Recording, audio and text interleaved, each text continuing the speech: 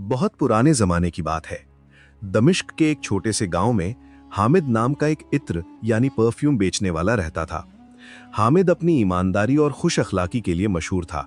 वो जंगलों से जड़ी बूटियां और फूल जमा करता और उनसे बेहतरीन खुशबू तैयार करता। उसका मानना था कि खुशबू अल्लाह की नेमत है, इसलिए वो गरीबों को मुफ्त में इत्र लगाता और अमीरों से वाजिब दाम लेता। अल्लाह ने उसके कारोबार में बड़ी बरकत दी थी। मगर उसकी बीवी, जिसका नाम सलमा था, बहुत दुनियादार थी। वो हमेशा हामिद को टोकती, हामिद तुम इतनी मेहनत करते हो मगर हम आज भी उसी पुराने मकान में रहते हैं। देखो तुम्हारे भाई को, उसने झूठ और मिलावट से कितना बड़ा महल खड़ा कर लिया है। हामिद मुस्कुराकर कहता, सलमा, हराम की कमाई में सुकून नहीं होता और हलाल में अल्लाह बरकत डालता है। लेकिन सलमा को ये बातें समझ नहीं आती थीं। वो अक्सर पड़ोस की औरतों के जेवर और कपड़े देखकर जलती और घर आकर हामिद से झगड़ा करती। अगर तुमने अपना तरीका नहीं बदला तो मैं अपने मायके चली जाऊंगी, मुझे फकीरों वाली जिंदगी नहीं गुजारनी। हामिद सब्र करता और अल्लाह से दुआ मांगता कि उसकी बीवी को हिदायत दे। एक साल मुल्क में सख्त कहत पड़ गया। फूलों की पैदावार खत्म हो गई। हामिद का कारोबार ठप हो गया। घर में खाने को दाने न रहे। सलमा ने जीना हराम कर दिया। देख ली अपनी ईमानदारी, अब क्या हवा खाकर जिंदा रहोगे। मजबूर होकर हामिद रोजी की तलाश में एक वीरान जंगल की तरफ निकल गया, इस उम्मीद में कि शायद कोई नायाब फूल मिल जाए। चलते चलते वो रास्ता भटक गया और एक रेगिस्तान में जा पहुंचा। प्यास से उसका बुरा हाल था। अचानक उसने देखा कि एक बूढ़ा दरवेश, जिसका लिबास फटा हुआ था, रेत पर बेहोश पड़ा है। हामिद के पास अपनी मश्क में सिर्फ 2 घूंट पानी बचा था। उसने एक पल भी नहीं सोचा और वो आखिरी पानी उस बूढ़े के मुंह में डाल दिया। खुद प्यासा रहा मगर अजनबी की जान बचा ली। पानी पीते ही बूढ़े के चेहरे पर नूर आ गया। उसने हामिद को गौर से देखा और बोला, बेटा, तूने अपनी जान पर खेलकर मेरी प्यास बुझाई है। मैं कोई आम इंसान नहीं, अल्लाह का भेजा हुआ एक वली हूं। मेरे पास तुझे देने के लिए दौलत तो नहीं, मगर एक ऐसा राज दे सकता हूं जो सुलेमान अलैहिस्सलाम के दौर से सीने में दफन है। हामिद ने अदब से सर झुकाया।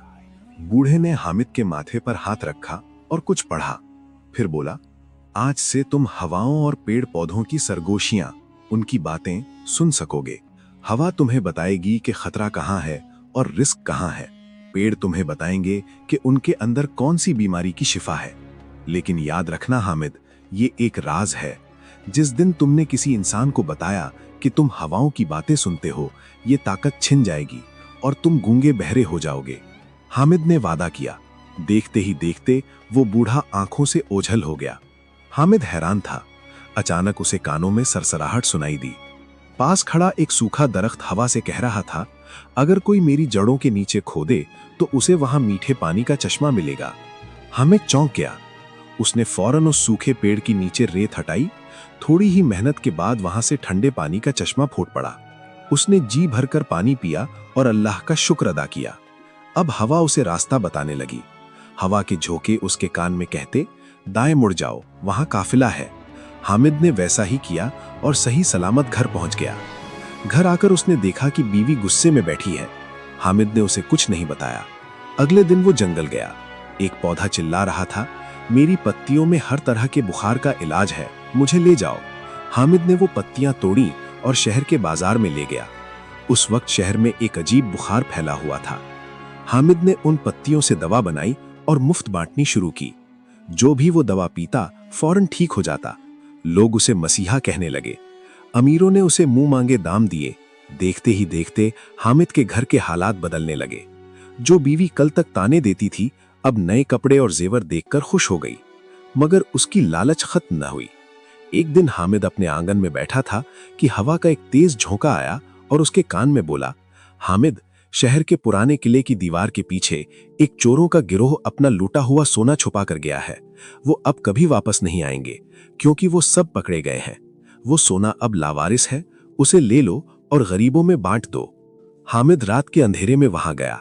दीवार के नीचे एक जगह खोदी तो वहां सोने के सिक्कों से भरी एक थैली मिली। वो उसे घर लाया। बीवी की आंखें फटी की फटी रह गईं। इतना सोना, हामिद, तुमने कहां डाका डाला? हामिद ने नरमी से कहा, यह हलाल है बीवी, अल्लाह ने भेजा है, बस तुम सवाल मत करो।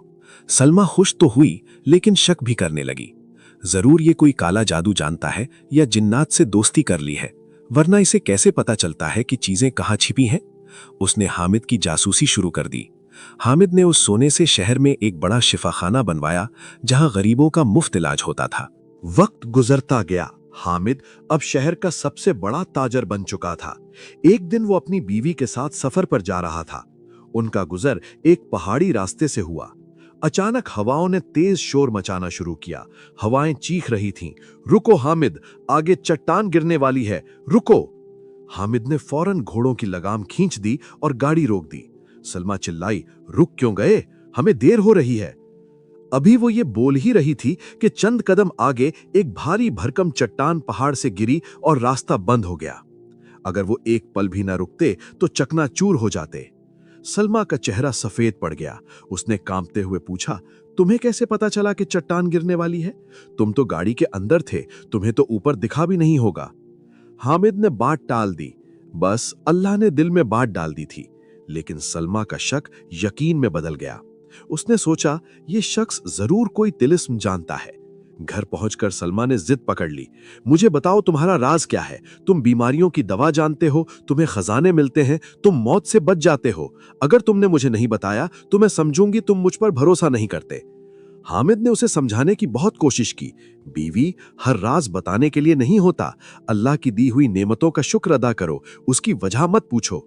मगर सलमा ने घर में कलेश मचा दिया, खाना पीना छोड़ दिया। इसी दौरान हामिद को एक और बड़ा सौदा करने का मौका मिला। हवाओं ने उसे बताया कि समंदर में एक बहुत बड़ा तूफान आने वाला है, इसलिए इस साल कपास यानी रुई की फसलें तबाह हो जाएंगी। हामिद ने बाजार से सारा पुराना कपास खरीदकर गोदाम में भर लिया। बाकी ताजिर उस पर हंसने लगे कि गर्मियों में कपास कौन जमा करता है। बीवी ने भी उसे पागल कहा, तुम हमारा बचा कुचा पैसा भी बर्बाद कर रहे हो। हामिद खामोश रहा।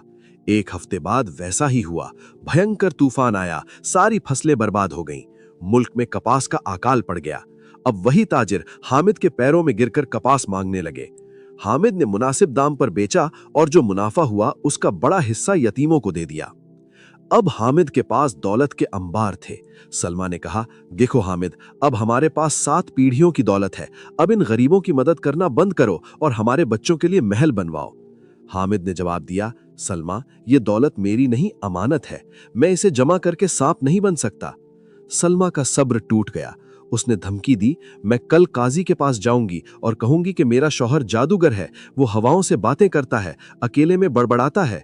लोग वैसे भी तुम्हारी तरक्की से जलते हैं, सब मान लेंगे, फिर तुम्हें पत्थर मारे जाएंगे। हामिद घबरा गया। वो जानता था कि जाहिल लोग हकीकत नहीं समझेंगे और उस पर कुफ्र का फतवा लगा देंगे, और अगर उसने राज बता दिया तो वो खुद अपनी सुनने और बोलने की ताकत खो देगा। वो दोराहे पर खड़ा था। एक तरफ उसकी जान और उसका हुनर था, दूसरी तरफ उसका परिवार। उसने पूरी रात इबादत की। सुबह उसने फैसला किया। वो सलमा के पास गया और बोला, ठीक है, अगर तुम्हें दौलत चाहिए तो ये सारी जायदाद, ये महल, ये सोना चांदी सब मैं तुम्हारे नाम करता हूं, बस मुझे मेरे हाल पर छोड़ दो। उसने काजी को बुलाया और अपनी सारी दौलत बीवी के नाम कर दी। सिर्फ अपने तन के कपड़े और वो पुराना थैला रखा जिसमें वो जड़ी बूटियां रखता था। हामिद ने जाते हुए कहा, सलमा, लालच इंसान की अक्ल खा जाता है। आज तुमने मुझसे मेरा सब कुछ ले लिया, लेकिन मेरा अल्लाह मेरे साथ है, मुझे मत ढूंढना। ये कहकर हामिद शहर छोड़कर उसी जंगल की तरफ निकल गया जहां उसे वो दरवेश मिला था। सलमा अब बेतहाशा दौलत की मालकिन थी। उसने हामिद के बनाए हुए शिफा खाने को बंद करवा दिया और उसे एक आलीशान गेस्ट हाउस में बदल दिया। उसने गरीबों का आना बंद करवा दिया। वो रेशम के कपड़ों में लिपटी रहती और हर वक्त अपनी दौलत गिनती। उसने सोचा, अच्छा हुआ वो पागल चला गया, अब मैं रानी बनकर जीऊंगी। उधर हामिद जंगल में एक छोटी सी कुटिया बनाकर रहने लगा। वो अब भी हवाओं की बातें सुन सकता था। वो जंगल के जानवरों का इलाज करता, रास्ता भटके मुसाफिरों की मदद करता। उसे सुकून था। लेकिन सलमा की किस्मत में कुछ और लिखा था। जिस इलाके में उसका महल था, वहां जमीन के नीचे पानी का बहाव बदल रहा था। एक रात हामिद को तेज हवाओं ने जगाया। हवाएं रो रही थीं, हामिद, शहर में तबाही आने वाली है, जमीन फटने वाली है। हामिद का दिल तड़प उठा। वो भागता हुआ शहर की तरफ गया ताकि लोगों को आगाह कर सके। वो शहर पहुंचा और लोगों से चिल्ला चिल्ला कर कहने लगा, घरों से बाहर निकल आओ, जलजला आने वाला है। लोग उसे दीवाना समझकर हंसने लगे। वो सलमा के महल के पास गया और दरवाजा खटखटाया। सलमा, बाहर निकलो, ये महल गिरने वाला है। पहरेदारों ने उसे धक्के देकर भगा दिया। सलमा ने बालकनी से देखा और हंसी, देखो ये फकीर फिर आ गया, इसे कुछ मत देना, भगा दो इसे। हामिद मायूस होकर शहर के बाहर एक टीले पर चढ़ गया। ठीक उसी वक्त जमीन में एक खौफनाक गड़गड़ाहट हुई। देखते ही देखते धरती फटी और सलमा का वो आलीशान महल, उसका सोना चांदी, सब कुछ जमीन में धंस गया। पूरे शहर में अफरा तफरी मच गई। जिनका माल हराम का था उनके घर तबाह हो गए। सुबह हुई तो हर तरफ वीरानी थी। सलमा जो कल तक मखमल पर सोती थी, अब मलबे के ढेर पर बैठी रो रही थी। उसका सब कुछ खत्म हो चुका था। उसके पैर जख्मी थे और वो भूख से निढाल थी। कोई उसे पहचानने वाला न था। वो पागलों की तरह लोगों से पूछती, मेरा सोना कहाँ है, मेरा महल कहाँ है। लोग उसे धुतकार रहे थे। 3 दिन तक वो भूखी प्यासी भटकती रही। उसे अपनी गलती का एहसास होने लगा। उसे हामिद के वो अल्फाज याद आए, हराम की कमाई में सुकून नहीं होता। चौथे दिन वो गिरते पड़ते उसी जंगल की तरफ गई जहां के बारे में उसने सुना था कि एक नेक बुजुर्ग रहते हैं। जब वो कुटिया के पास पहुंची तो देखा हामिद जड़ी बूटियां पीस रहा है। सलमा उसे पहचान न सकी क्योंकि हामिद की दाढ़ी बढ़ गई थी और चेहरे पर एक रूहानी नूर था। सलमा ने हाथ फैलाकर कहा, बाबा, अल्लाह के नाम पर रोटी का एक टुकड़ा दे दो, मैं बहुत गुनहगार हूं। हामिद ने सर उठाया और अपनी बीवी को इस हाल में देखा। उसकी आंखों में आंसू आ गए। उसने चुपचाप रोटी और पानी उसके सामने रखा। सलमा खाना खाते हुए रोने लगी। मेरा एक शौहर था, फरिश्ते जैसा। मैंने दौलत के लिए उसे घर से निकाल दिया। आज अल्लाह ने मुझे उसी मकाम पर ला खड़ा किया है। काश मैं उसे ढूंढ पाती और माफी मांग सकती। हामिद ने उसे उठाया और कहा, इंसान गलतियों का पुतला है। दौलत आती जाती छांव है, मगर इंसानियत और ईमान ही असल खजाना है। देखो, आज मेरे पास कोई महल नहीं, मगर ये जंगल, ये हवाएं, ये सुकून, ये सब बादशाहों के पास भी नहीं। सलमा ने कसम खाई कि अब वो कभी शिकायत नहीं करेगी। दोनों ने मिलकर वहीं एक नई जिंदगी शुरू की। हामिद ने जड़ी बूटियों से लोगों का इलाज जारी रखा और सलमा ने गरीबों की सेवा को अपना मकसद बना लिया।